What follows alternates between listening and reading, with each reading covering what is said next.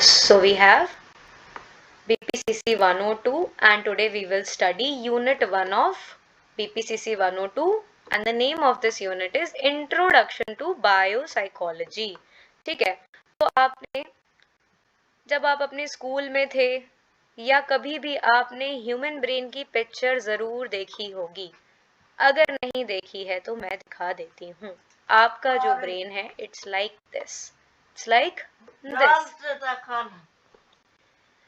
Then हाँ, काफी ज्यादा अट्रैक्टिव तो नहीं होता है हमारा ह्यूमन ब्रेन। किसकी तरह होता है? एक रिंकल्ड वॉलनट की तरह होता है ह्यूमन ब्रेन। तो आपने फिजिकली नहीं देखा होगा, रियल में तो नहीं देखा होगा, बट वॉलनट जरूर देखा होगा।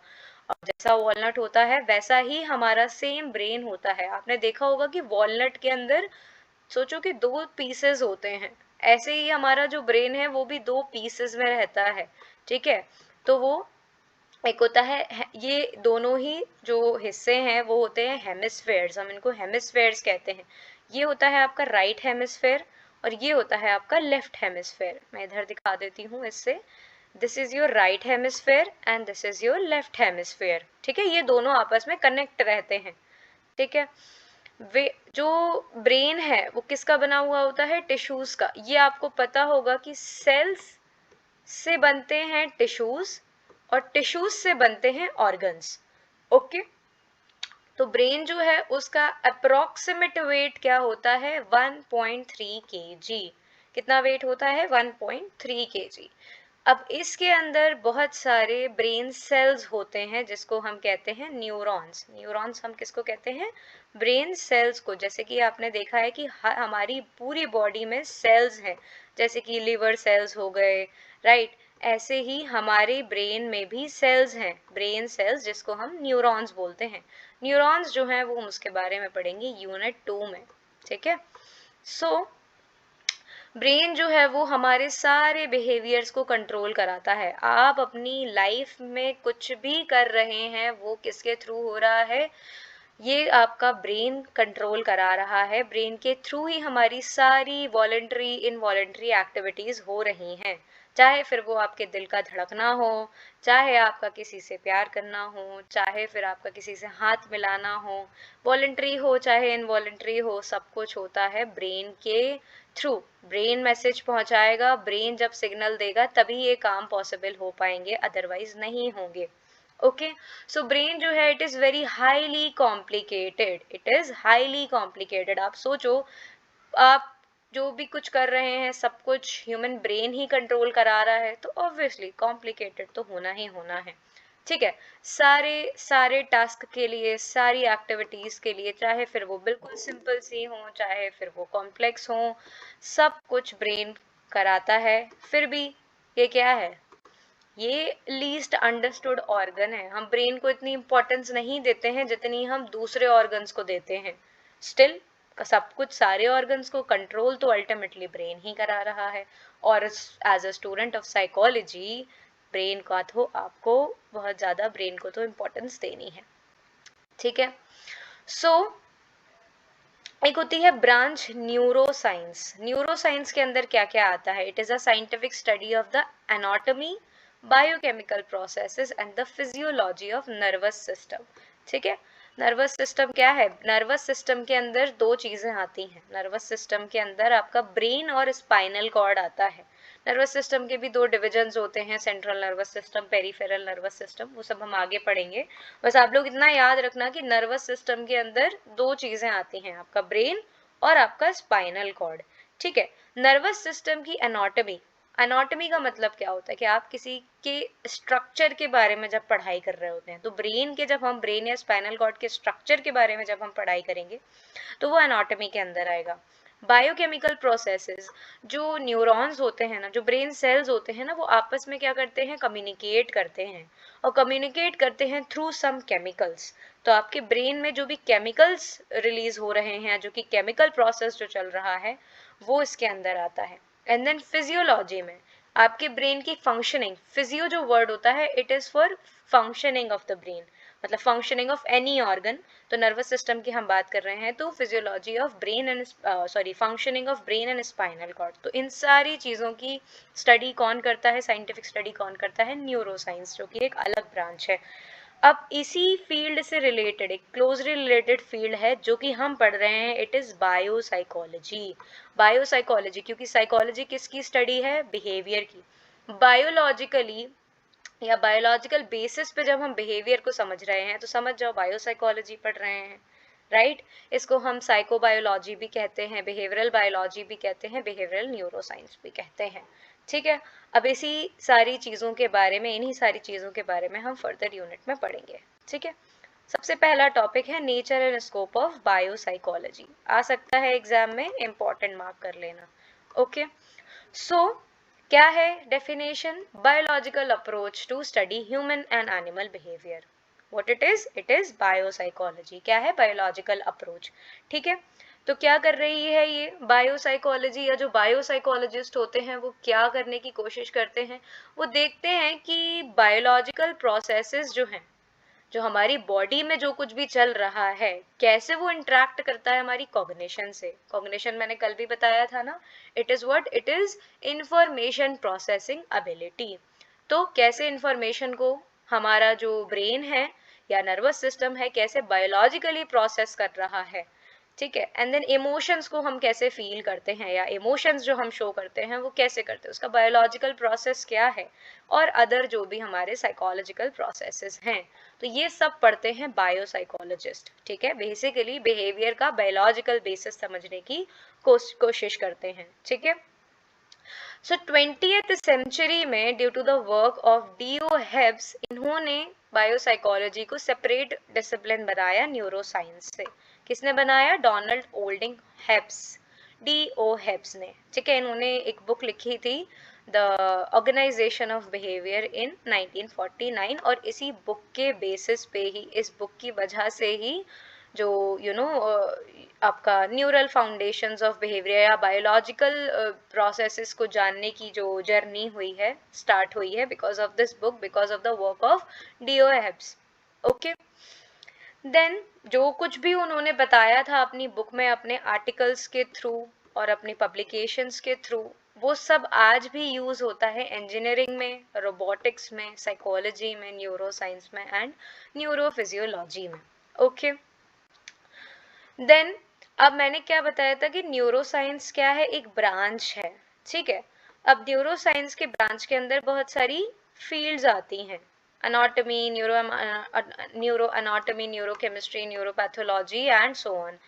अब एक फील्ड क्या है, बायोसाइकोलॉजी। तो बायोसाइकोलॉजी क्या कर रही है, मतलब अपने हिस्से की इंफॉर्मेशन ले रही है, मतलब बायोलॉजिकल बेसिस ऑफ बिहेवियर को ये समझ रही है, इसने अपने हिस्से की इंफॉर्मेशन ले ली, ठीक है। तो आपको क्या समझना है कि ये न्यूरो साइंस जो है वो एक टीम है और इसकी बहुत सारी डिविजन्स हैं। तो बायोसाइकोलॉजी का काम क्या है वो तो आपने देख लिया, ठीक है। ये बिहेवियर का बायोलॉजिकल बेसिस पढ़ना है, ठीक है। Then neuro anatomy, anatomy word किसके लिए यूज होता है, स्ट्रक्चर के लिए, राइट। मैंने अभी बताया था ना, न्यूरो एनाटॉमी स्ट्रक्चर के लिए यूज होता है। तो नर्वस सिस्टम के स्ट्रक्चर के बारे में जो पढ़ाई होती है वो होती है न्यूरो एनाटॉमी के अंदर। फिर देन केमिस्ट्री, न्यूरो केमिस्ट्री, तो ये जो केमिकल एस्पेक्ट्स होते हैं आपके नर्वस सिस्टम के अंदर, वो उसकी पढ़ाई करता है या उसकी स्टडी करता है न्यूरो केमिस्ट्री वाली फील्ड, ठीक है। देन न्यूरोपैथोलॉजी, पैथोलॉजी जो वर्ड है वो यूज होता है फॉर डिसऑर्डर्स, तो नर्वस सिस्टम के डिसऑर्डर्स को स्टडी करेगी न्यूरोपैथोलॉजी वाली branch. And then endocrinology, endocrinology मतलब क्या है कि आपके नर्वस सिस्टम से आपका जो एंडोक्राइन सिस्टम है वो कैसे आपस में इंटरैक्ट करता है, ठीक है। क्योंकि ये भी चीज आप लोग अभी फ्यूचर में पढ़ेंगे इसी बुक में कि नर्वस सिस्टम और एंडोक्राइन सिस्टम का क्या कनेक्शन है, तो ये भी ये ब्रांच स्टडी करती है, okay. And then neuro pharmacology, तो फार्मा भी आपको पता होगा, pharma is used for the drugs, तो दवाइयों का या ड्रग्स का क्या असर होता है हमारे ब्रेन पे या आपके नर्वस सिस्टम पे या हमारी न्यूरल एक्टिविटी पे, वो पढ़ती है न्यूरो फार्माकोलॉजी की branch. And then at last physiology, again function से रिलेटेड होता है ये, तो जो हमारे नर्वस सिस्टम की फंक्शन और एक्टिविटीज होती हैं वो पढ़ती है न्यूरो फिजियोलॉजी, ठीक है। देन फिर पहले भी जैसे मैंने बताया कि बायोसाइकोलॉजी भी न्यूरोसाइंस की ही एक फील्ड है, ठीक है। अब क्या होता है, बायोसाइकोलॉजी के अंदर होती हैं बहुत सारी रिसर्चेस, क्योंकि ऑब्वियसली आपको बायोलॉजिकल बेसिस पता करना है तो आप रिसर्चेस के बेसिस पे ही पता करेंगे, ठीक है। तो कंडक्ट जो रिसर्चेस होती हैं वो होती हैं आपकी ह्यूमन और नॉन ह्यूमन पार्टिसिपेंट्स पे, ठीक है। ह्यूमन में तो आपको पता है इंसान आ रहे हैं, नॉन ह्यूमन में आते हैं आपके एनिमल्स, ठीक है। चाहे फिर वो चूहा हो या कैट हो या डॉग हो या कोई भी हो या एनिमल हो, सॉरी मंकी हो, ठीक है। तो ये सब आते हैं आपके रिसर्च के पार्टिसिपेंट्स में। मंकीज पे काफ़ी सारी रिसर्चेस हुई हैं बायोसाइकोलॉजी में, कैट्स पे भी हुई हैं, डॉग्स पे भी हुई हैं, सबके एक्सपेरिमेंट्स हैं हमारी इसी बुक में। तो हम रैट्स पे भी हुई हैं, सब पे हुई हैं, सब हम पढ़ेंगे आगे, ओके। तो ये सब हैं आपके non human participants. Now there are 3 big reasons कि क्यों हम नॉन ह्यूमन पार्टिसिपेंट्स को या क्यों हम एनिमल्स को चूज करते हैं for research, why not human beings, ठीक है। तो सबसे पहला जो मैं लिख देती हूँ यहाँ पे 3 बिग रीजंस। तो सबसे पहला जो रीजन है वो ये है कि जो एनिमल्स का जो ब्रेन और बिहेवियर होता है ना, वो इतना ज़्यादा कॉम्प्लेक्स नहीं होता है जितना कि ह्यूमंस का होता है। This is so very clear, right. कि आप लोग सोचो कि ह्यूमन ब्रेन, क्योंकि उसके पास इंफॉर्मेशन इतनी ज़्यादा है, उसके पास काम इतना ज़्यादा है करने को ह्यूमंस के पास, तो उनका बिहेवियर भी ऑफ कोर्स कॉम्प्लेक्स है, उनका ब्रेन भी ऑफ कोर्स कॉम्प्लेक्स है because of so much information, right. तो एनिमल्स में अगर देखा जाए, नॉन ह्यूमन पार्टिसिपेंट्स में देखा जाए, उनके पास क्या ही काम होता है, ठीक है। उनका बेसिक पूरा दिन का क्या काम रहता है कि उन्हें अपना खाना खाना है, उनको अपना पेट भरना है, ठीक है।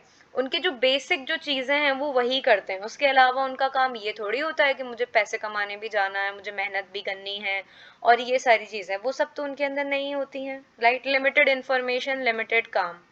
तो उनका जो ब्रेन बिहेवियर है वो काफ़ी लेस कॉम्प्लेक्स रहता है, तो उसको स्टडी करने में बहुत इजी हो जाता है। अब हम करते क्यों हैं, क्या फ़ायदा है नॉन ह्यूमन पार्टिसिपेंट्स के ऊपर रिसर्च करने का।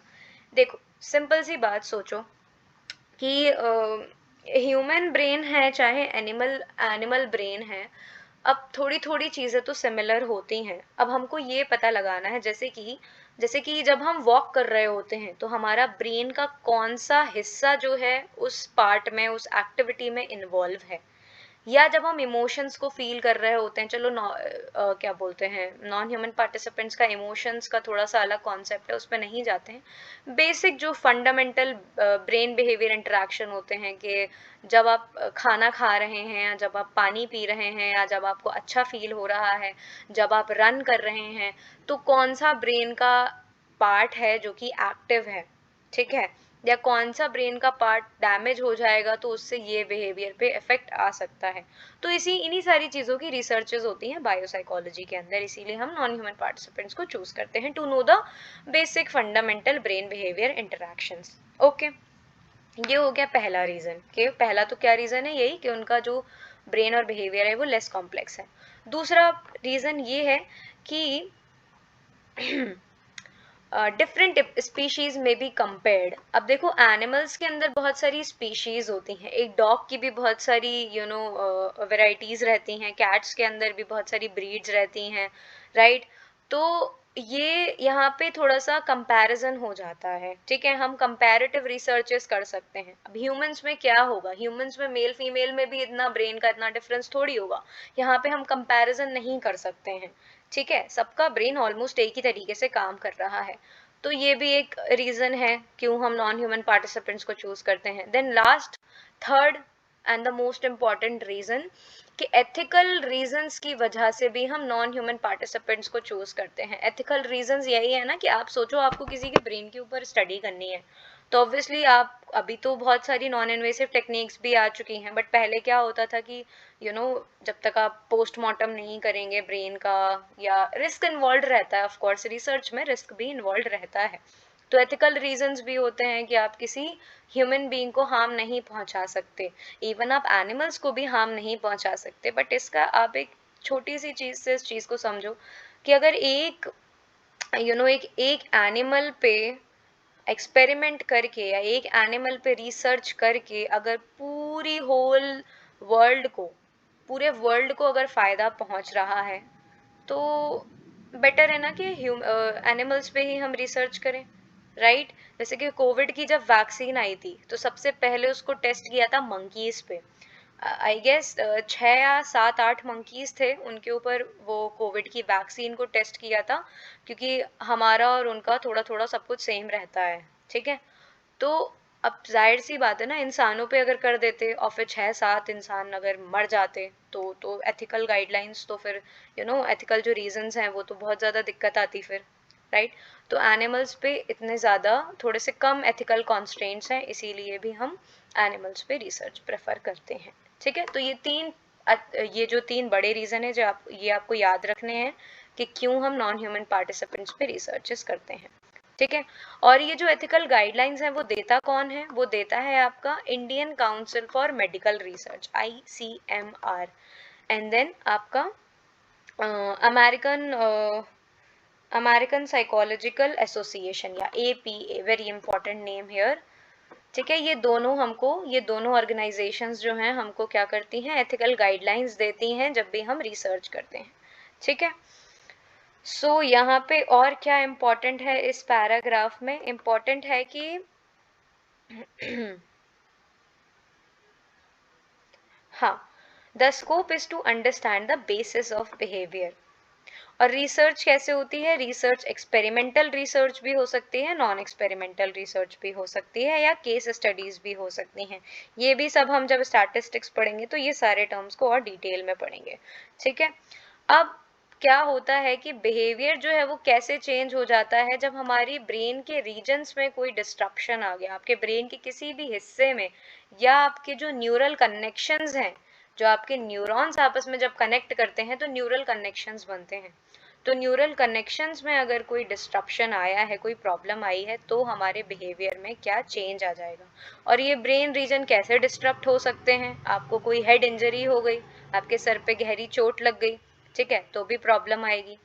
आपने कोई नई चीज सीखी तो भी आपका बिहेवियर चेंज होगा। बिहेवियर चेंज हो रहा है, उसको नेगेटिवली नहीं देखना है, पॉजिटिवली भी तो देखना है। आपने कोई नई चीज सीखी तो वो क्या हुआ? आपके ब्रेन ने उस इंफॉर्मेशन को प्रोसेस किया, आपके न्यूरॉन्स के पास वो सिग्नल गया, और वो आपका बिहेवियर जो पहले हुआ करता था अब वो चेंज हो गया।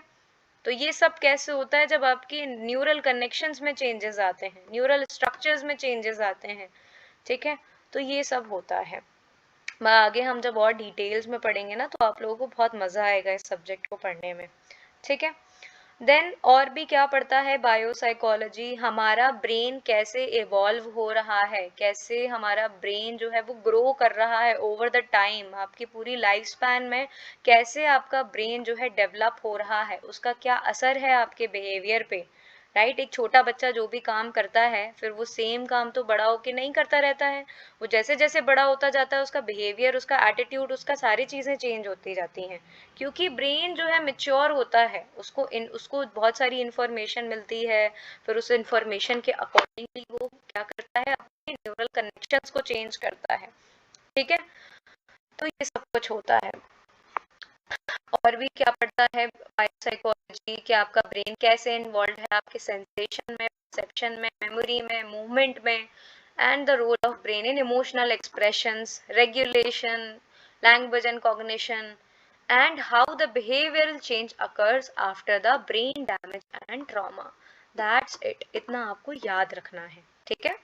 तो ये था आपका nature and scope of biopsychology.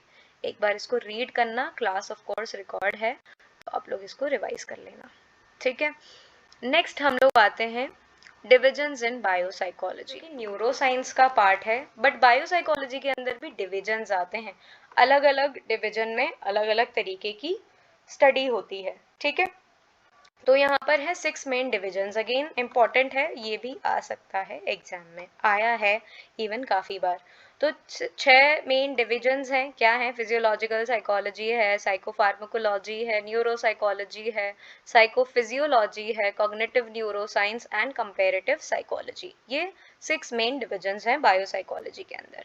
Physiological, as the name suggest, physio means functionings. तो फंक्शनिंग्स की जब हम स्टडी करते हैं, physiological psychology used controlled experimental conditions to stimulate the brain and study its effects on the behaviour. क्या होता है stimulate करने का मतलब? स्टिमुलेट का मतलब या एक्सपेरिमेंटली स्टिमुलेट का मतलब ये होता है कि मैं जानबूझ के उस ब्रेन के पर्टिकुलर हिस्से को एक्टिव कर रही हूँ। What I'm doing, stimulating, activating that particular part। और हमें देखना है कि ब्रेन के अगर हम इस हिस्से को एक्टिवेट कर देंगे, स्टिमुलेट कर देंगे, तो उसका क्या इफेक्ट आ रहा है हमारे बिहेवियर पे। ठीक है, जैसे कि मैंने अपने ब्रेन का लेफ्ट फ्रंटल जो हिस्सा है वो मैंने क्या किया, एक्टिवेट कर दिया। फिर मैं देख रही हूँ कि मेरी बॉडी पे, मेरे बिहेवियर पे क्या उसका इफेक्ट आ रहा है।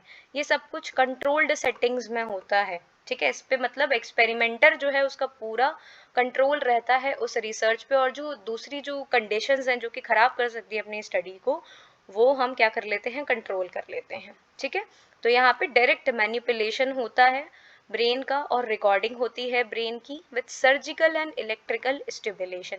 सर्जिकल में क्या होगा कि इन्वेसिव मेथड्स होंगे, मतलब वहाँ पे बेसिकली कुछ आपके ब्रेन के अंदर इंसर्ट किया जाएगा, और इलेक्ट्रिकल में कुछ भी इंसर्ट नहीं किया जाता है।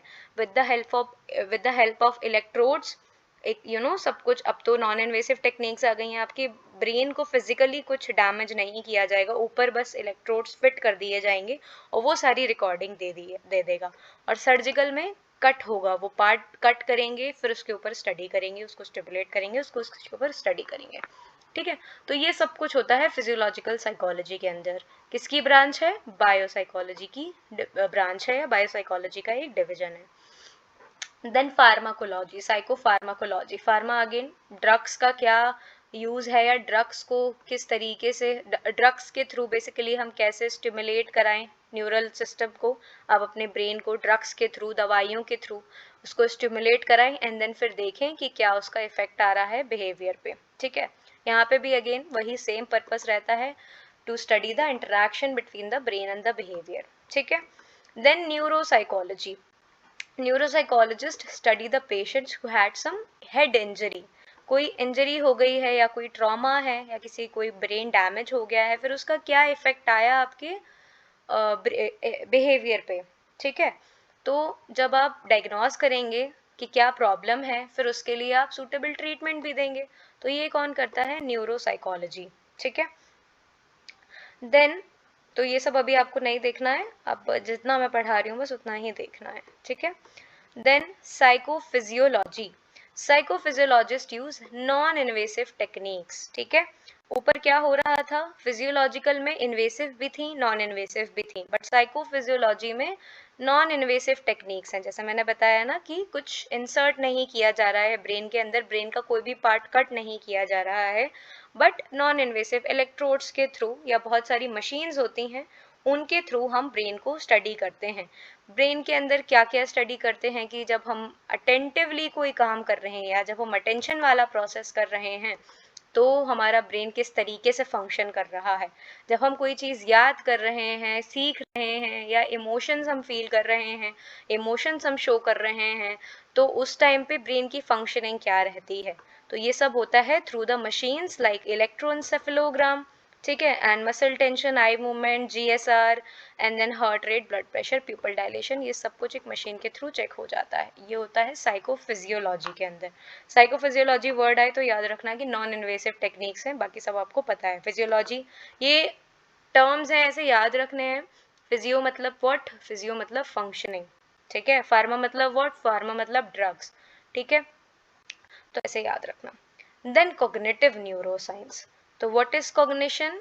इट इज योर अगेन वही information processing ability and higher order cognitive processes, जैसे कि आपका थिंकिंग करना, मेमोराइज करना किसी भी चीज़ को, अटेंशन, और आपके परसेप्चुअल प्रोसेसेस, मतलब कैसे आप चीज़ों को परसीव कर रहे हैं, हर नॉलेज को कैसे परसीव कर रहे हैं, कैसे समझ रहे हैं, ये सब कुछ कॉग्निशन के अंदर आता है, और कॉग्निटिव न्यूरोसाइंटिस्ट इसी चीज़ को स्टडी करते हैं। ठीक है, सो इसके लिए, क्योंकि कॉग्निशन है यहाँ पर, सोचने समझने वाली चीज़ें हैं, याद करने वाली चीज़ है, अटेंशन वाली चीज़ है, तो ये किसके अंदर होती है, जानवरों के अंदर या इंसानों के अंदर? ऑफ कोर्स ह्यूमन पार्टिसिपेंट्स के अंदर, ह्यूमन बींग्स के अंदर। तो इसकी रिसर्चेस के लिए हम ह्यूमन पार्टिसिपेंट्स को कंसिडर करते हैं। ओके, यहाँ पर भी जो टेक्निक्स यूज होती हैं वो भी नॉन इन्वेसिव होती हैं। फंक्शनल ब्रेन इमेजिंग होती है, आपका MRI, fMRI, CT स्कैन, इस तरीके की टेक्निक्स को, इस तरीके की मशीन्स को यूज किया जाता है to record the brain activity. And then at last comparative psychology. Comparative word आया है तो कंपैरेटिव में क्या होता है कि दो स्पीशीज के बिहेवियर को स्टडी करना, दो डिफरेंट स्पीशीज के बिहेवियर को स्टडी करना और उसको कंपेयर करना। अब इसका एक एग्जाम्पल ये हो सकता है कि जैसे कि ह्यूमन जो बी होती है, हनी बी जो होती है, हनी बी का देखा हमने कि हनी बी के अंदर एक क्वीन बी रहती है। ठीक है, क्वीन बी क्या करती है, वर्कर बीज से काफी सारे काम करवाती है, सारे काम क्वीन हनी बी जो है वो, एक जो क्वीन बी है वो गाइड करती है और जो वर्कर बीज हैं वो सारे काम करके देती हैं क्वीन बी को। तो क्वीन बी के अंदर क्या है, क्वीन बी के अंदर है लीडरशिप क्वालिटीज। तो लीडरशिप की अगर हमको कोई भी चीज समझनी है तो हम इनसे समझ सकते हैं। तो ये कंपैरेटिव साइकोलॉजी के अंदर आ जाएगा। ओके, एंड देन इवोल्यूशन कैसे हुआ, जीन्स का क्या रोल है हमारे बिहेवियर पे, और अडेप्टेशन पर्सपेक्टिव से ये सारी चीज़ों को समझते हैं comparative psychologist. Okay, then laboratory conditions में होती है, मतलब लैब इन्वायरमेंट में पूरा एक्सपेरिमेंट्स होते हैं और इसको हम लोग इथोलॉजिकल रिसर्च भी कहते हैं। ओके, नेचुरल इन्वायरमेंट में अगर हम रिसर्च करेंगे तो हम उसको कहेंगे इथोलॉजिकल रिसर्च, और अगर हम लेबोरेटरी कंडीशंस में करेंगे तो वो अगेन एक्सपेरिमेंटल हो सकती है। ठीक है, तो ये होता है हमारा divisions of biopsychology: physiological psychology, psychopharmacology, neuropsychology, psychophysiology, cognitive neuroscience and comparative psychology. तो आपको क्या करना है, आपको बनाने हैं इसके नोट्स और मेन पॉइंट लिखना है कि इसका क्या काम है, बाकी सब कुछ पूरा पैराग्राफ इजीली बन जाएगा।